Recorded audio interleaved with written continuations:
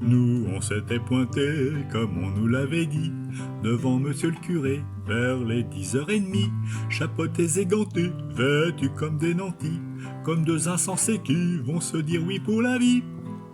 On avait amené avec nous la famille, papa, maman, mémé, pépé qui perd ses billes, tata Jacqueline en mitouflée dans sa mantille, et la cousine Julie sur ses talons aiguilles.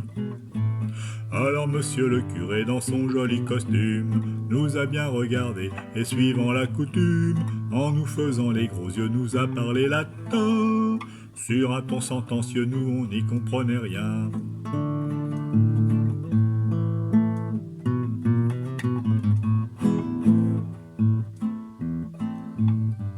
In nomine Patri et Filii et compagnie, et Spiritus Sancti, et puis tutti quanti, Deus surveillare a perpetuus vos zygom, et vos zygom d'années si désobéissons.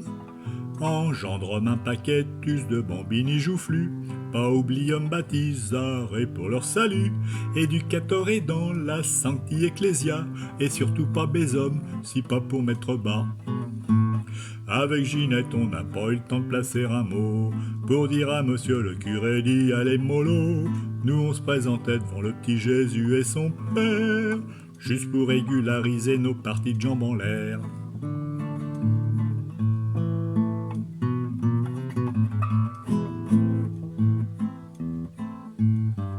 Et comme c'était prévu, vers les 11h30, avec Ginette on s'est rendu à la mairie, chapeautés et gantés, vêtus comme des milords, et encore plus fiers que Nabucodonosor.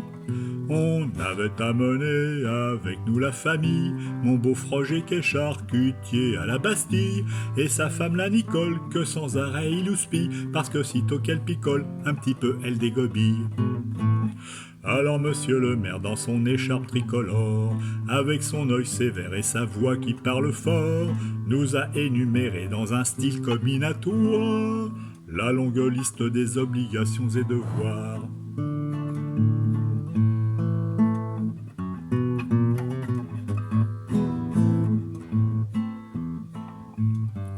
Là j'en a pris de belles qui m'ont laissé baba.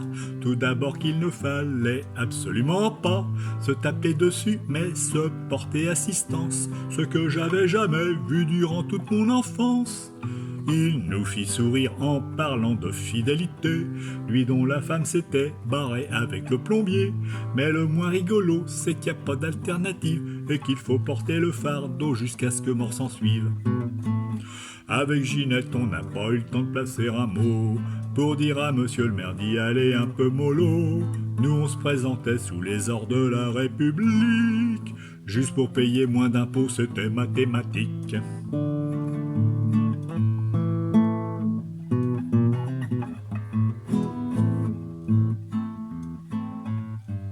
Et comme c'était prévu, à peu près vers 13h, avec Ginette on s'est rendu au vin d'honneur, chapeautés et gantés comme des aristocrates, sauf que j'avais un peu dénoué ma cravate.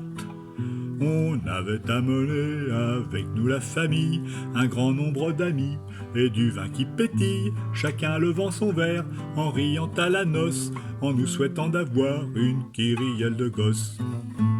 Avec Ginette, on n'a pas eu le temps de placer un mot pour dire à ces braves gens d'y aller un peu mollo. Nous, on avait juste invité tout ce populo pour être sûr d'avoir un maximum de cadeaux.